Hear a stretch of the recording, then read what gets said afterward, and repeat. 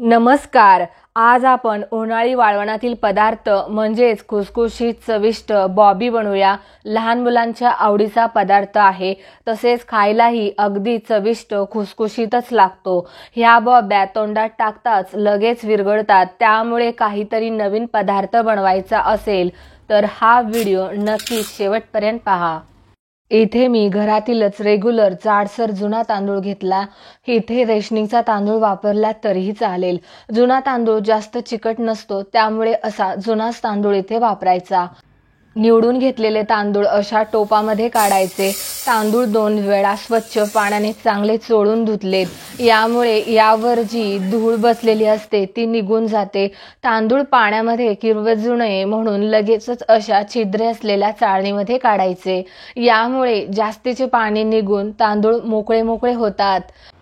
धुतलेला तांदूळ हा असे स्वच्छ कापड घेऊन त्यावर पसरून घ्यायचा आहे. हा तांदूळ फॅन खाली घरातच सावलीत सुकवून घ्यायचा. उन्हामध्ये हा तांदूळ अजिबात सुकवायचा नाही. तांदूळ हा चांगला सुकण्यासाठी पूर्णपणे 1 दिवस हा लागतोच. हे पहा, 1 दिवसात तांदूळ हा पूर्णपणे सुकलेला आहे.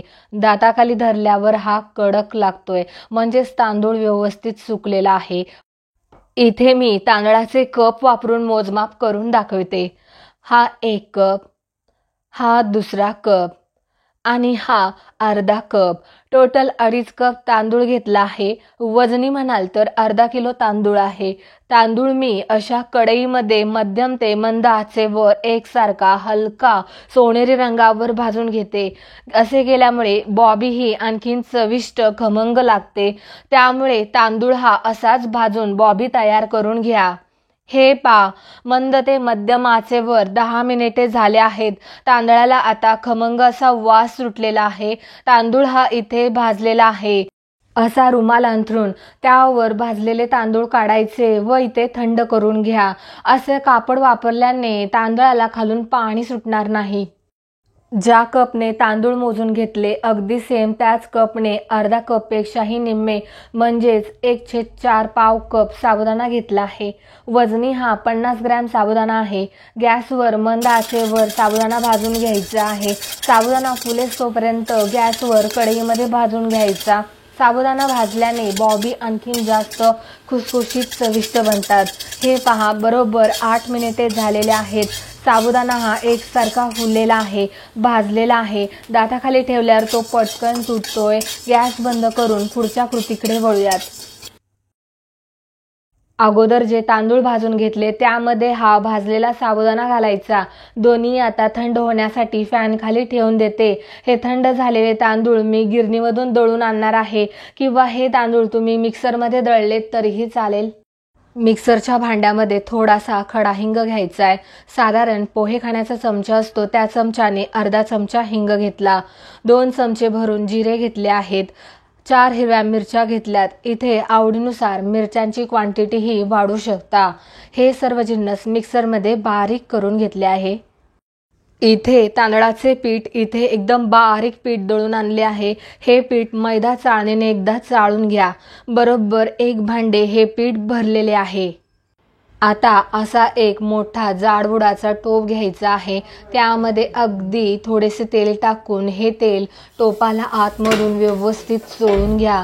याने पीठ हे टोपाच्या तळाला चिकटून बसत नाही. ज्या भांड्याने तांदूळ पीठ मोजले त्याच भांड्याने इथे पाणी मोजून घ्यायचे. हे 1 भांडे आणि हे 2 भांडे. टोटल 2 भांडे पाणी घेतले आणि यामध्ये आणखीन हा छोटासा एक्स्ट्रा 1 ग्लास पाणी टाकले. आता गॅस हा चालू करायचा आहे. झाकण ठेवून पाणी हे खळखळून उकळायला ठेवूयात. हे पहा, बरोबर 9 मिनिटे झाले आहेत. टोपावरील झाकण बाजूला काढले. पाणी हे अगदी खळखळून उकळले आहे. आपण जे आधीचे एक्स्ट्रा 1 ग्लास पाणी टाकले ते आता बाजूला काढून ठेवूया. असे का केले? कारण कधी कधी तांदळाला पाणी हे कमी जास्त लागू शकते. त्यामुळे हे असे एक्स्ट्रा पाणी बाजूला काढून ठेवायचे आहे. उकळत्या पाण्यामध्ये मिक्सरमध्ये अगोदर वाटलेला हा मसाला टाकायचा आहे. आणखीन यामध्ये जो पोहे खाण्याचा चमचा असतो ना, त्या चमच्याने 1 चमचा मीठ घालायचे आहे. आणखीन 1 चमचा पापड खार देखील घालायचा आहे. पळीने पाणी हे असे एकजीव करायचे आहे. मसाला पाण्यामध्ये उतरून पाण्याला अशी खळखळून उकळी आणायची आहे. पाण्याला उकळी आल्यावर असा एक लाकडी रवी घ्यायचा. गॅस हा मंद आचेवर ठेवायचा. अगोदर जे तांदळाचे कोरडे पीठ आहे ते पीठ असे उकळत्या पाण्यामध्ये असे हातानेच थोडे थोडे सोडायचे आहे. पाण्यामध्ये गुठळ्या ह्या अजिबात होऊ द्यायच्या नाहीत. हे पहा, पीठ मी असे सगळे यामध्ये डायरेक्ट ओतून घेतले. डायरेक्ट पीठ ओतण्याचा अंदाज हा मला आहे व मिश्रण ही मला व्यवस्थित ढवळता येते. त्यामुळे असे हातानेच डायरेक्ट मी पीठ ओतले आहे. आता कोरड्या पिठामुळे पिठाच्या इथे गुठळ्या तयार झालेल्या आहेत. अशा लाकडी फिरक्याने या गाठी फटाफट फोडून घ्यायच्यात. ही कृती अगदी फटाफट करायची आहे. गॅस हा अगदी मंद आचेवर ठेवायचा. मोठ्या आचेवर गॅस चुकूनही राहिला तर पीठ पटकन शिजून गाठी फुटायला अवघड होऊन जाईल. इथे घरातील एखाद्या व्यक्तीच्या मदतीने गाठी अशा हातानेच फोडायच्या. पीठ हे अगदी एकजीव एकसारखे करून घ्यायचे आहे. 5 ते 6 मिनिटे झाले आहेत. पिठाच्या सगळ्या गाठी फोडून झाल्या आहेत. पीठ एकसारखे करून झाले आहे. जर का पिठाच्या सगळ्या गाठी व्यवस्थित फोडल्या नाहीत तर बॉबी करताना पीठ साच्यामध्ये अडकते. त्यामुळे ही कृती फार महत्त्वाची आहे. पीठ रवीने गोलाकार फिरवत एकसारखे हलवून घ्यायचे आहे. पीठ इथे परफेक्ट साधले आहे. आता ओला हात घेऊन रवीला चिकटलेले पीठ देखील काढून घ्यायचे आहे. भांड्याला देखील बाजूला चिकटलेले पीठ उलटण्याने काढून घ्या. आता यामुळे जे एक्स्ट्रा 1 ग्लास उकळते पाणी काढून घेतले होते ते देखील इथे लागले नाही. म्हणजेच 1 भांडे बॉबी पिठासाठी 2 भांडे पाणी हे अगदी परफेक्ट प्रमाण आहे. पुन्हा ओला हात घेऊन पीठ वरतून थोडे थोपटून घ्या. आता झाकण ठेवून पीठ हे मंद आचेवर शिजवत ठेवूयात. बरोबर 8 मिनिटांनंतर पिठावरील झाकण बाजूला काढून घेतले. आता पीठ पळीने पुन्हा एकदा खाली वर करून घ्यायचे. यामुळे पीठ कुठेही थोडेफार कच्चे राहिले असेल तर ते एकसारखे शिजते. त्यामुळे ही कृती महत्त्वाची आहे.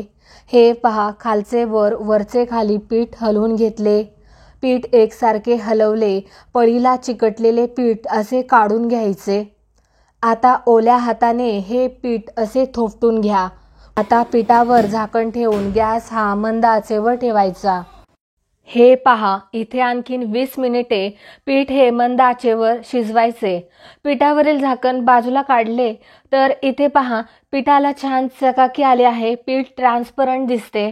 पीठ कडेने पहा सुटले आहे. म्हणजेच पीठ शिजले. पीठ पुन्हा एकदा एकसारखे असे खालीवर करून घ्यायचे. गॅस हा इथे मी मंद आचेवरच ठेवला आहे.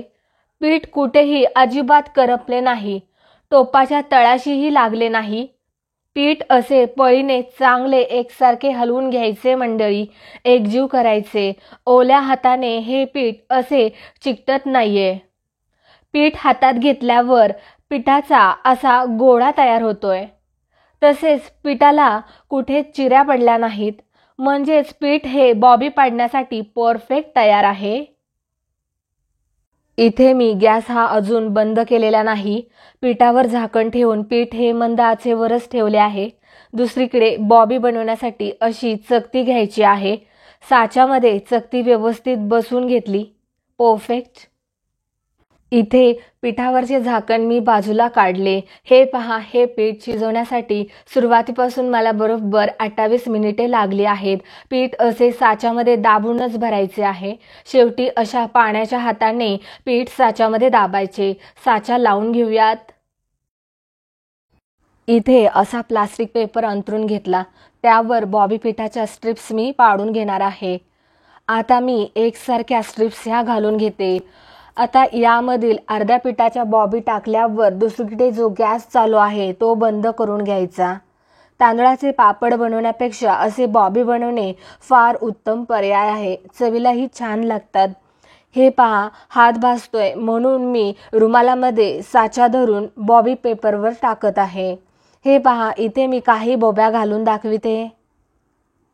उरलेल्या बॉब्या देखील मी अशाच उन्हामध्ये घालून घेणार आहे. परफेक्ट. सावलीमध्ये बघा बॉब्या अशा दिसत आहेत.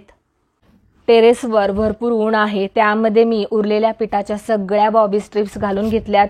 उन्हामध्ये अगदी बॉबी अशा कडक उन्हामध्ये सुकवायच्या आहेत. 2 दिवसामध्येच त्या सुकून निघतात. बघा आतापर्यंत बॉब्या अशा थोड्याशा कोरड्या झालेल्या दिसत आहेत. मसाल्यामुळे बॉबीचा रंग अगदी सुरेख सुंदर दिसत आहे. 2 तासानंतर वरच्या बाजूने बॉबी सुकल्यावर अशी उलटी करून दुसऱ्या बाजूनेही कडक उन्हामध्ये ती सुकवून घ्यायची आहे. इथे सर्व बॉब्या मी उन्हामध्ये 2 दिवस चांगल्या सुकवून घेतलेल्या आहेत. अर्ध्या किलोमध्ये इतक्या साऱ्या बॉब्या बनवून तयार झाल्या आहेत. यामधील थोड्याशा बॉब्या मी तळून घेतल्यात. ह्या स्टिक दिसायला अगदी सुरेख आकर्षक दिसत आहे. बॉबी स्टिक खूप लांबसर होत्या म्हणून मी त्या मधून अशा तोडून घेतल्या आहेत. अगदी काचेसारख्या ट्रान्सपरंट बॉबी दिसत आहेत. काही बॉबी मी तेलामध्ये तळून दाखवते म्हणजे तुमच्या लक्षात येईल. अगदी 4 पटीने ह्या बॉब्या फुलतायत. तेलही जास्त शोषून घेत नाही, त्यामुळे हा तुमच्या लहान मुलांसाठी हेल्दी पर्याय आहे. उरलेल्या बॉब्या पण मी अशाच तळून घेते.